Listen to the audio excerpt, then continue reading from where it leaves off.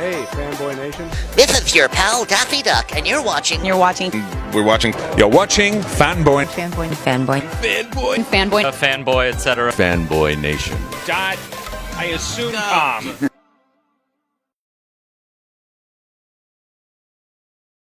Vlad Yudin, always great to catch up with you. You know, we normally talk about Generation Iron and bodybuilding. This time we are talking about competitive eating with James Can Eat, about James Webb, the Australian champion when it comes to stuffing his face.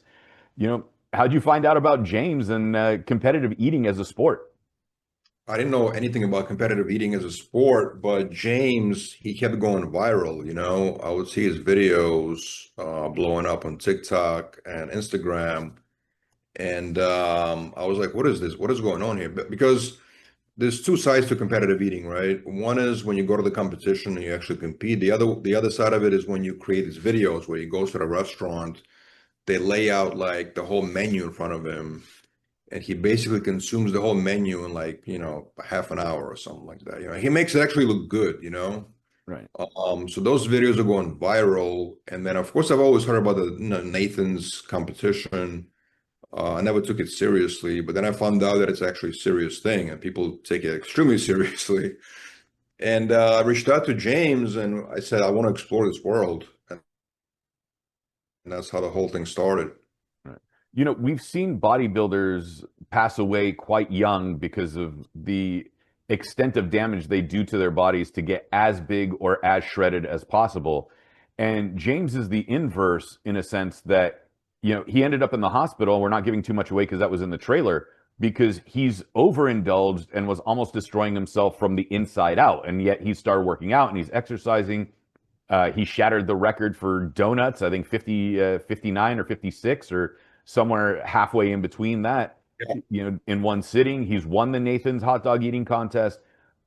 You know, when you see the comparisons between how bodybuilders, you know, the damage that they do to themselves when it comes to various supplements or extreme dieting and dehydration versus James with the overeating, do you see that crossover at some point?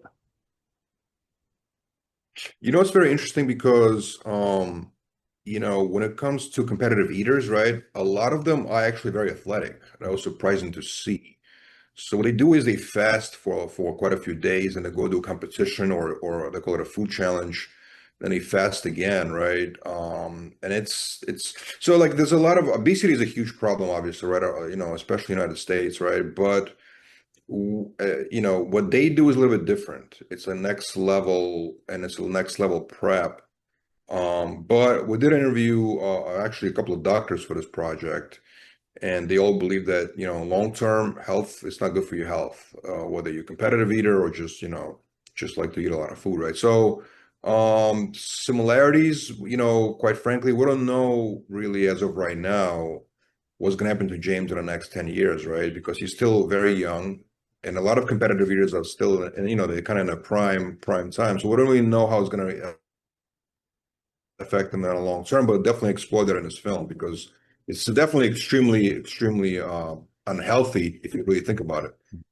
Yeah, because we've seen all those food challenges shows and, you know, people overindulging. And then, like you said, obesity is a problem in the United States.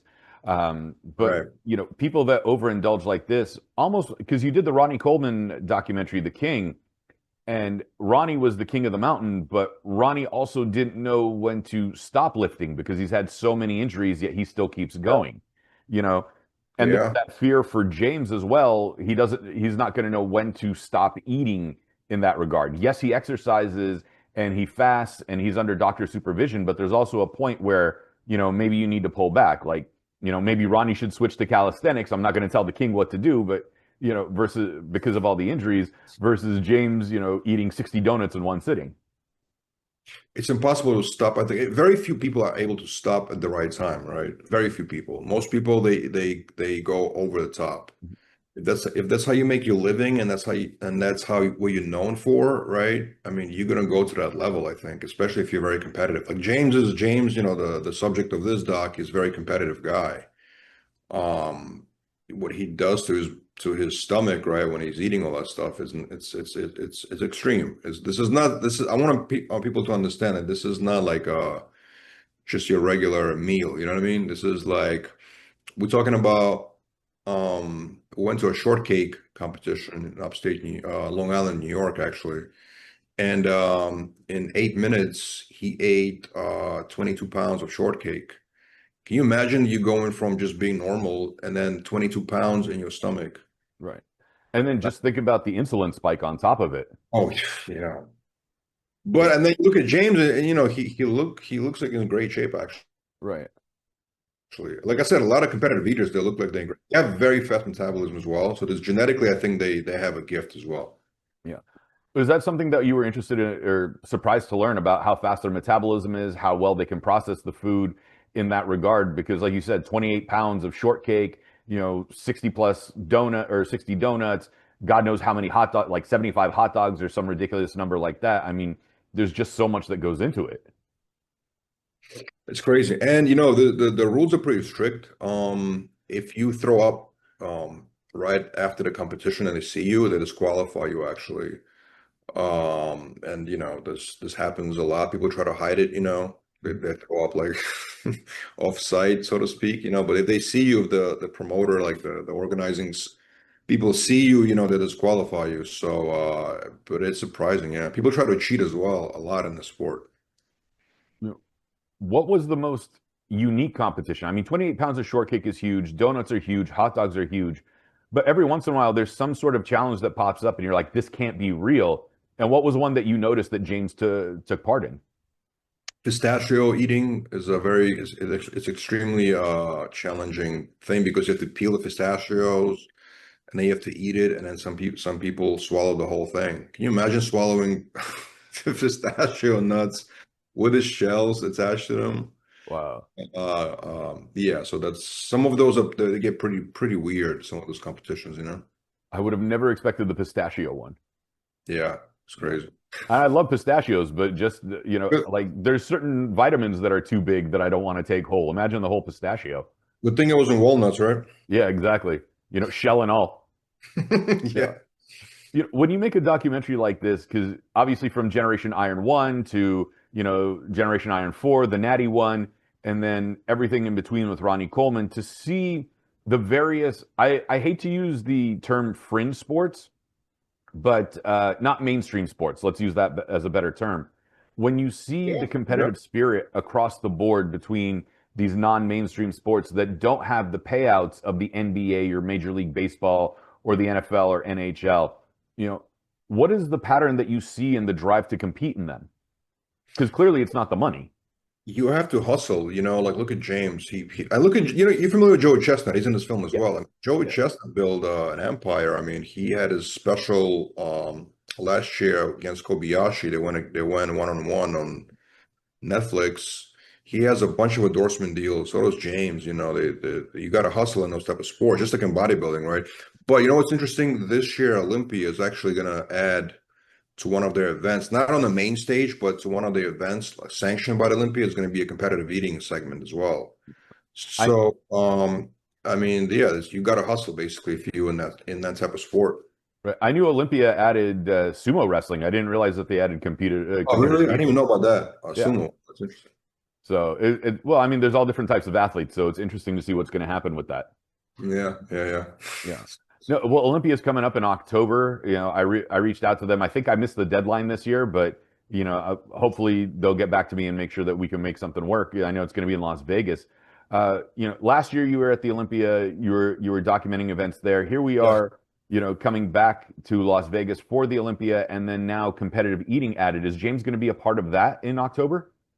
I'm not sure if it's going to that, but we actually in the midst of completing our Olympia documentary. We did document the 60th anniversary of Olympia and the history of Olympia. So that's going to be coming out this year. I don't have the exact release date yet, but very soon, actually. That was an incredible event. And I think this year is going to be also a big event because Nick Walker is coming back. For the bodybuilding fans out there that follow it, there's going to be a big showdown. Every year it just keeps getting bigger and bigger, and then this component and then sumo wrestling always makes it seem interesting that it's not just the bodybuilding, it's not just the mass monsters anymore, it's not just the physique. Female Olympias come back for Miss Olympia. every time you make a documentary, you have to learn something new that's intriguing, that, maybe one click change for worldview on something. What was something that changed your perspective on competitive eating, or something where you're like, huh, that's interesting. It might be, fun to incorporate it into daily life? Well, a couple of things, but first of all, I didn't know this can be an actual job. I mean, I thought it was like a hobby. You know what I mean? You eat for speed, basically, right? This is like these are like careers that people build in competitive eating, and it's a serious, serious thing, But what you can use in life is, I think fasting is something that they do. And I feel like fasting can be beneficial to a lot of people out there, right? Especially if for a variety of reasons, right? But fasting is something that I feel like, and water fasting, right? It's something that I feel like people can incorporate for health reasons. Yeah, I never understood the dry fast. I mean, 3, 4 days without water, we're gone. And, people Yeah. want to do a dry fast, which makes no sense to me. Yeah, yeah, yeah, for sure. Yeah. The documentary comes out on Friday the 22nd. When you get the normal reaction of the fans of Generation Iron seeing the slight divergence in this regard, is there hope that they're willing to be open-minded to seeing what comes next? Of course, listen, I mean, James Can Eat is a really cool documentary. Like it was fun to work on, and I feel like the people so far that have seen it, they have a great time with it. It's like you dive into this world that you're not expected to be ever exposed to, I think, and you see these stories about humans that dedicate their whole careers to this. It's cool, you know what I mean? And of course you can see a different dark side of it as well, because obviously going through what they go through afterwards is not pretty, right? There's a lot of stuff in it. James also went through a very serious sickness that you can, in the film, when you're watching the film, you can kind of understand, and there's controversies and there's cheating involved, and it's a crazy world. So, and I think people that like bodybuilding in general can definitely relate to that, because bodybuilding in itself is an extreme sport, and it's probably misunderstood by a lot of people out there that are into the mainstream. Right. And that's where I see the crossover, is that, everyone's going to these extremes because it can't be for the money, because bodybuilding doesn't have the money that the other sports do, and neither does competitive eating, but the sponsorships help at least. Yeah, absolutely. Yeah.